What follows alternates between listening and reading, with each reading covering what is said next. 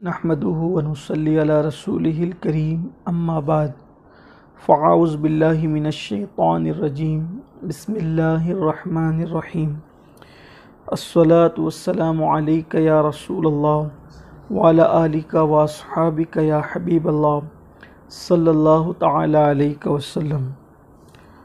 आज मुझसे मुलाकात की गर्ज से अज़ीज़म शेख जावेद हाज़िर हुए हैं और इनकी ख्वाहिश थी कि कुछ गुजारिशात और एसके चैनल के हवाले से पेश किए जाएं। मैं दुआगो हूँ कि अल्लाह तबारक व तआला ये दोनों नौजवान दीन फैलाने की नीयत से जो है वो इन्होंने चैनल शुरू किया है, अल्लाह ताला इन्हें कामयाबी अता फ़रमाए। इस वक्त हम ज़ुल्क़ादा शरीफ के आखिरी अशरे में सांस ले रहे हैं और इंशाअल्लाह तबारक व तआला आइंदा जो महीना है वो ज़िलहज्जा शरीफ का मुबारक महीना है। ज़िलहज्जा शरीफ के महीने की शान ये है कि ये हज का महीना भी है, साथ ही साथ बकरीद यानी क़ुरबानी के अय्याम भी है, उसी में अय्याम तशरीक़ भी, अय्यामुन नहर भी, और ख़ास तौर पर ज़िलहज्जा शरीफ की जो 10 रातें हैं, अल्लाह तबारक व तआला ने ज़िलहज्जा की 10 रातों की कसम क़ुरआन मुक़द्दस में याद फरमाई, वल फ़ज्र व लयालिन अश्र, फ़ज्र की कसम और 10 रातों की कसम। मुफ़स्सिरीन फरमाते हैं कि यहाँ फ़ज्र से मुराद 10 रातों की फ़ज्र भी है और बाज़ मुफ़स्सिरीन कहते हैं मुतलक़न फ़ज्र है, बाज़ कहते हैं कि 10वीं रात की फ़ज्र है। बहरहाल लेकिन वलयालिन अश्र कहकर के 10 रातों की कसम, तो उससे मुराद इत्तेफ़ाक़ी तौर पर यह जमहूर का मौक़िफ़ यही है कि उस 10 रातों से मुराद ये 10 रातें जो ज़िलहज्जा शरीफ की 10 रातें कहलाती है। अब आप अंदाज़ा करें नाज़रीन के जिन रातों की कसम अल्लाह ताला क़ुरआन मुक़द्दस में याद फरमाए, उन रातों की शान क्या होगी। और चूँकि दिन जो होते हैं वो रात के ताबे होते हैं, तो जो बरकतें रातों की होगी वो बरकतें दिन को भी नसीब होगी। इसलिए मेरी गुजारिश है कि जो इन 10 रातों की कसम अल्लाह ने क़ुरआन मुक़द्दस में याद फरमाई है, तो इन 10 रातों को इबादत में सर्फ़ करें। हो सके तो कुछ इन रातों में क़याम भी करें, यानी कुछ नवाफिल पढ़ें, इबादतों का अहतमाम करें।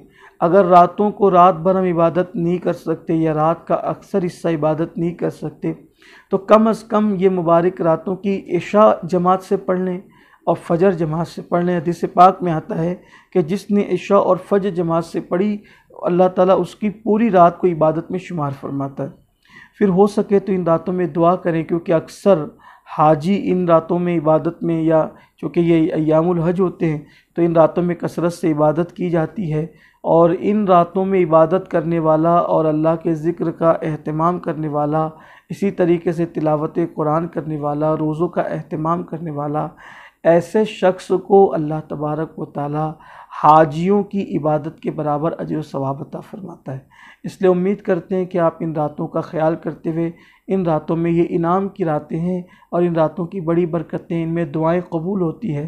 साथ ही साथ फरमाया गया कि अशरे ज़िलहज्जा में जो शख्स सदक़ा दे, अल्लाह तबारक व तआला हज़रत इस्माईल अलैहिस्सलाम की औलाद को जो है वो यानी कि उनको हदिया देने का उसको अजर अता फ़रमाता है और सवाब अता फ़रमाता है। और बल्कि ये भी फरमाया गया कि इन दिनों जो सदका देगा तो गोया कि उसने हरमैन शरीफैन में कुर्बानी के लिए जानवर रवाना किए।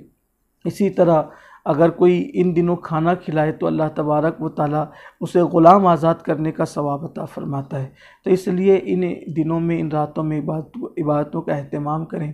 साथ ही साथ आम तौर पर ये पसंदीदा अमल है कि जब ज़िलहज्जा का चाँद नज़र आए तो चाँद दिखने से ले करके जो कुर्बानी नहीं करते उनके लिए ईद उल अज़हा की नमाज तक, और जो कुर्बानी करते हैं तो चाँद दिखने से लेकर कुर्बानी करने तक उनके लिए मुस्तहब पसंदीदा अमल यह है कि वो नाखून ना काटें और जो वो हजामत ना बनवाएं, इसी तरीके से ख़त वगैरह ना बनवाएं दाढ़ी का।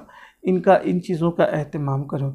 तो होता ये है कि माशाअल्लाह इस पर काफ़ी अमल हो रहा है, कोई फ़र्ज़ वाजिब के दर्जे में नहीं है ये, लेकिन अलबत्ता मुस्तहब है, पसंदीदा अमल है। तो इस वजह से बहुत सारे हमारे नौजवान 1 ज़िलहज्जा से 10 तक या क़ुरबानी तक जो है वो ये हज़रात जो है वो बाल वगैरह नहीं काटते हैं, तो उसी में उनकी दाढ़ी बढ़ जाती है। मेरी गुजारिश है कि जब 10-11 दिन में दाढ़ी बढ़ जाए तो आगे कुछ और बढ़ा करके दाढ़ियों का भी एहतमाम कर लें, इसलिए कि हुज़ूर अकरम सल्लल्लाहु अलैहि वसल्लम की बड़ी अजीम सुन्नत है। फिर इस तरह अल्लाह ताला ने अगर आपको जो है साहिब निसाब बनाया यानी दौलतमंद बनाया है, तो आप क़ुरबानी भी करें, क़ुरबानी का एहतमाम भी करें।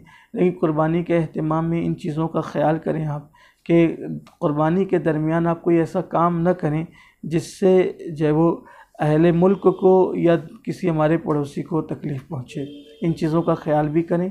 क़ुरबानी भी होनी चाहिए, साथ ही साथ पड़ोसियों का ख़याल भी होना चाहिए। गंदगी है या रास्तों के अंदर तकलीफ़ दह चीज़ हैं, इन सब चीज़ों से बचना चाहिए। अल्लाह ताला हम सबको तौफ़ीक़ अता फ़रमाए। अस्सलाम वालेकुम वरहमतुल्लाह। मालेगांव मुस्तफ़ा भंगार बाज़ार डायमंड कारपेट होलसेल रेट में कारपेट दिया जाता है। हर किस्म का यहाँ पर कारपेट दिया जाता है।